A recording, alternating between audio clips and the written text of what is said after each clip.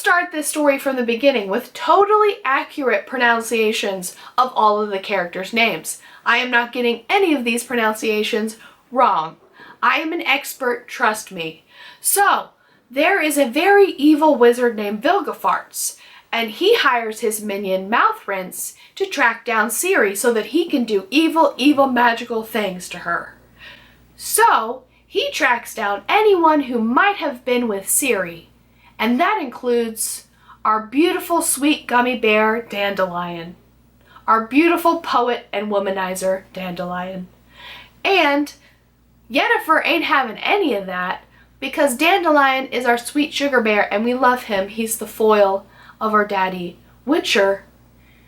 And she interrupts this torture and gives Mouthrinse a nasty burn that he will carry forever. Hashtag Team Yennefer. Team Yennefer. That's the beginning of this story.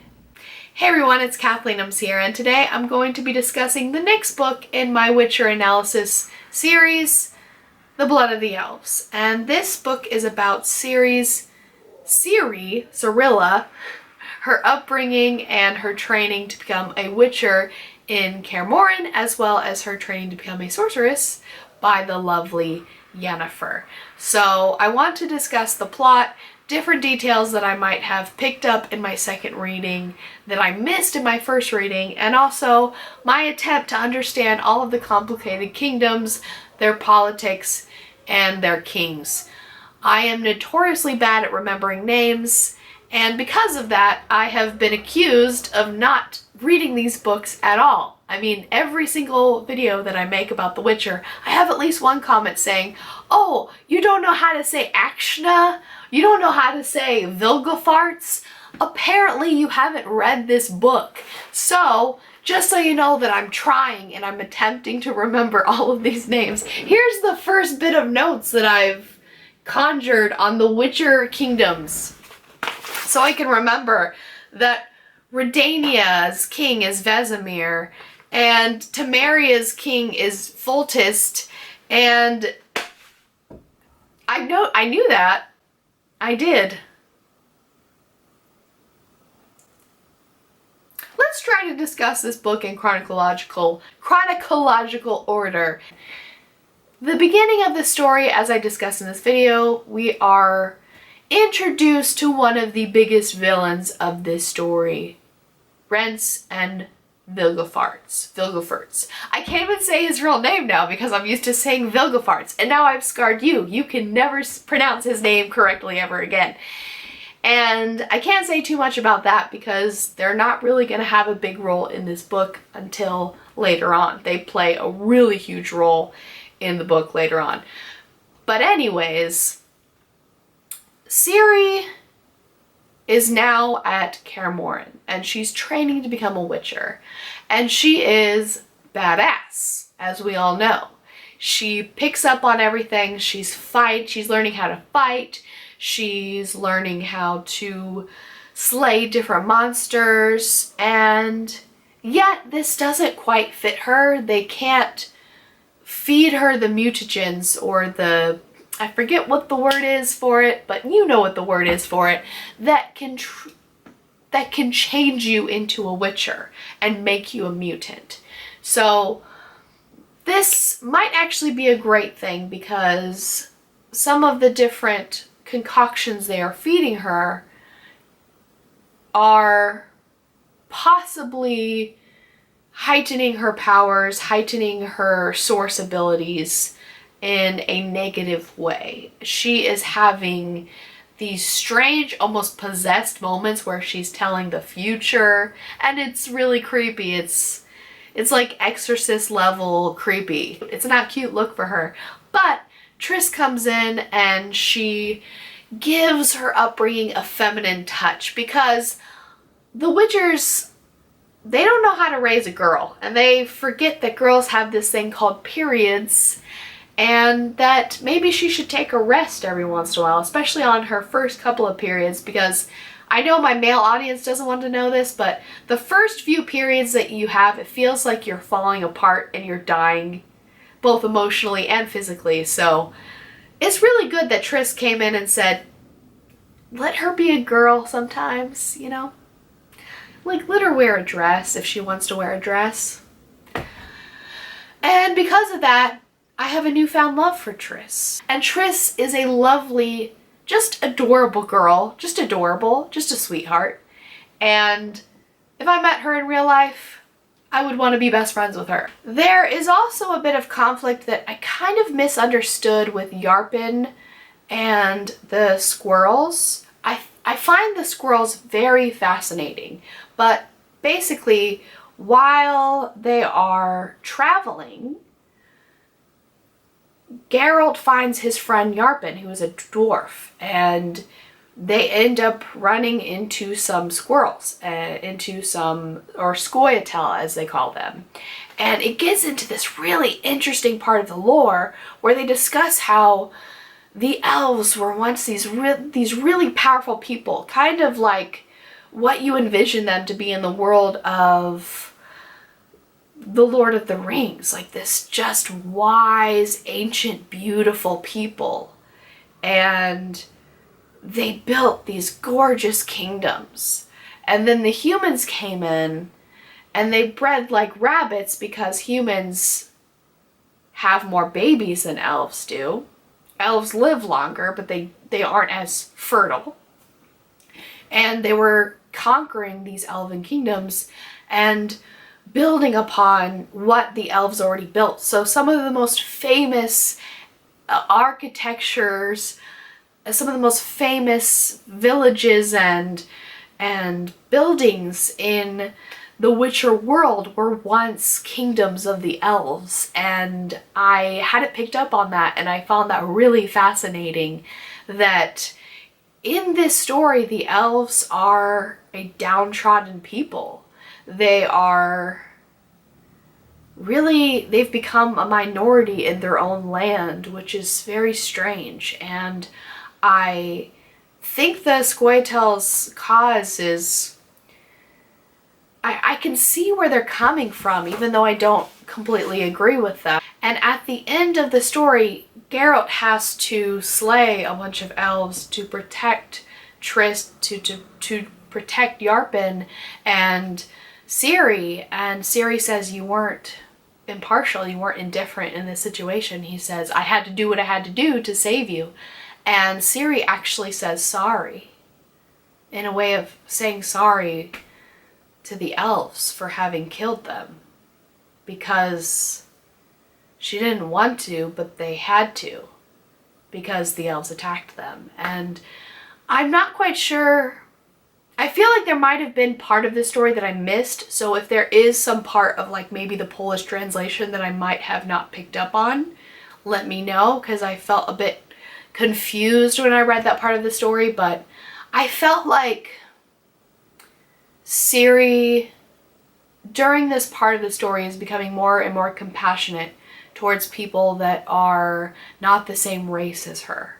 She says to Yarpen that we all eat from the same pot, meaning that humans and dwarves and elves are not that different, and that it's very strange that people would hate each other just for belonging to a different race. And that's really progressive of Ciri to say in the Witcher world, where all of the races have incredible stereotypes about each other and hate each other, right? So I liked that little detail. And afterwards, we take some break from Ciri and we have a bit of time with Geralt. And he ends up slaying the monster that they show in the trailer of the new Witcher series. I'm pretty sure that's what it is. And I can't pronounce it to save my life. What is it called? Eschna? Aeschna.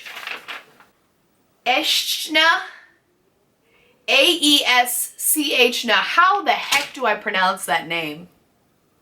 How do I pronounce that? Asna.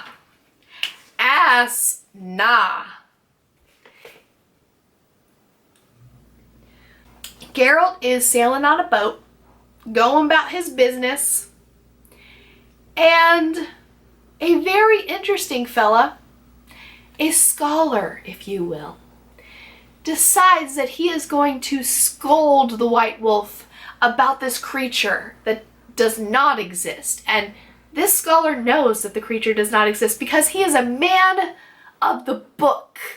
A man of...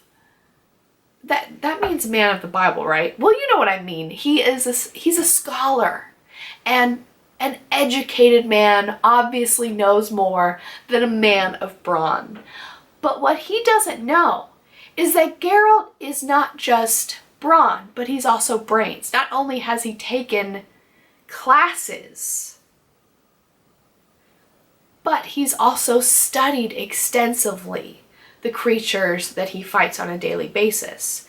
Being a witcher is a really difficult thing to do because it's not just about having the physical strength to fight a beast, but it's also about knowing what you need to prepare before you fight a beast. It's about knowing what those beasts' weaknesses are and their different habits, whether or not they come out at night, what they eat, different things like that you need to know in order to bait a monster, right?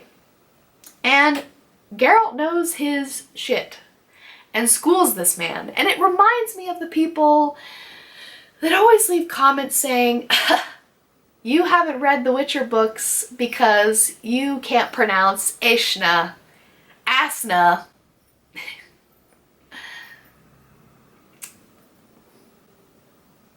Sometimes you might be smart, but you might be wrong.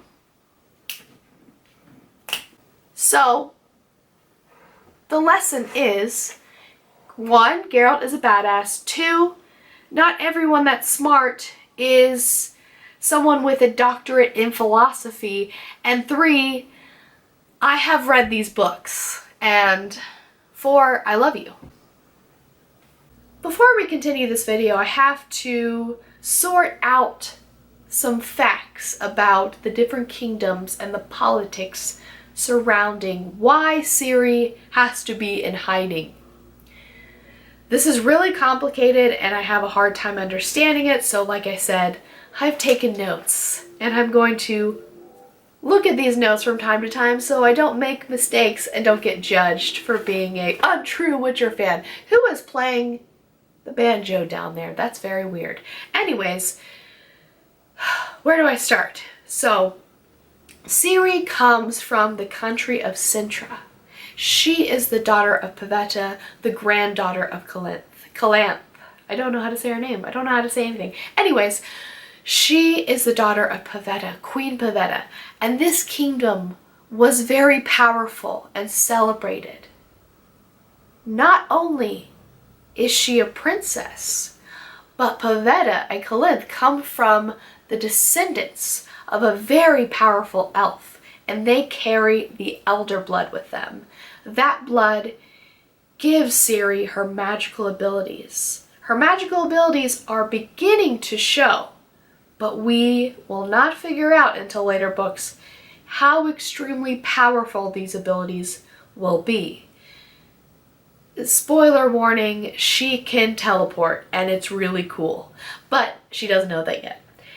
And this country, Cintra, is conquered by the Empire of Nilfgaard and taken over.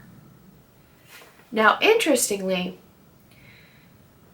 Ciri is the only descendant of this powerful kingdom, and that gives her a lot of value. A lot of people want her for different political reasons or different magical reasons. And different kings want to potentially marry her, because if they can marry her, then they will have the kingdom of Cintra. No questions asked. And it would be much better to marry than to conquer a kingdom. In fact, one man, I think it was Vesemir that said this. Vesemir said, water, not blood. What did he say? He said, blood, not water, the crown through marriage. And he realizes that Foltest, King Foltest, wants to take Ciri because he wants to marry her. But he isn't the only king that wants to marry her. If a king can find this girl, marry her, they can have the kingdom of Cintra, no questions asked. So, the king of Redania, Vesemir, he is going to kill Ciri. Because if he can't have her, no one can have her. Better to kill her than to let someone conquer Cintra. Did that make sense? I tried to say it as slowly as possible so that I could also make sense of it. The book doesn't expand on this anymore. It only points this out so that we know that Ciri must remain in hiding, and the only place she can truly be safe is with Geralt and all of his friends. So she goes off to Naneki's school for wizardry. It's a Hogwarts of the Witcher, if you will. And she becomes the personal student of Yennefer. Another part of this book that I love, and I love that it ended on this. I love this because when Ciri meets Yennefer, it makes me love Yennefer even more. We realize that Yennefer isn't everything that she appears to be. She's not cold. She isn't quick to anger. She can be fiery. She can be temperamental, certainly. But when it comes to training Ciri, she is incredibly patient. And I'm saying this as someone who has taught every age from kindergarten to college. Ciri is a nightmare student. She is one of the problem students that gives teachers like me gray hair. Now, do I love those students any less? No, I like having challenge students because it makes me a better person personally. However, students like Ciri break a lot of teachers. They're a reason why a lot of teachers have mental breakdowns or quit their job. Because Ciri doesn't want to do anything. She pushes boundaries. She says that she doesn't want to do the tasks that Yennefer gives her, doesn't want to do the homework that Yennefer gives her. She always complains. And yet Yennefer keeps on. And she doesn't give Ciri any leeway. And that is so important too. I realized through this book that Yennefer is a fantastic teacher because she's able to convince Ciri that she needs the education that she's giving her, which is hard to get a student invested in what you're teaching, right? But she also, every time Ciri complains and says she doesn't want to do something, she does not relent. She doesn't relent even when Ciri complains of headaches and pain, because the process of learning spells can be a bit painful and crampy and frustrating. And she doesn't relent. And she also teases Ciri, which is a little bit mean. She calls her ugly, but inevitably calls her pretty ugly girl.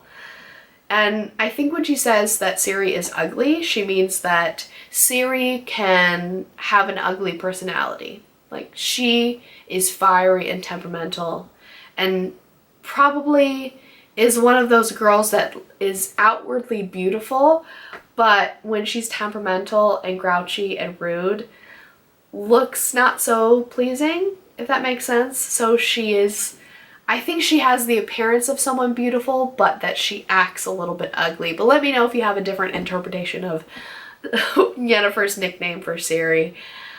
And she also teases Ciri by saying, whenever Ciri complains about her work, she says that things like, oh, I'm mean because I'm a sorceress. I'm temperamental because I'm a sorceress. And that's just how all wizards are, right?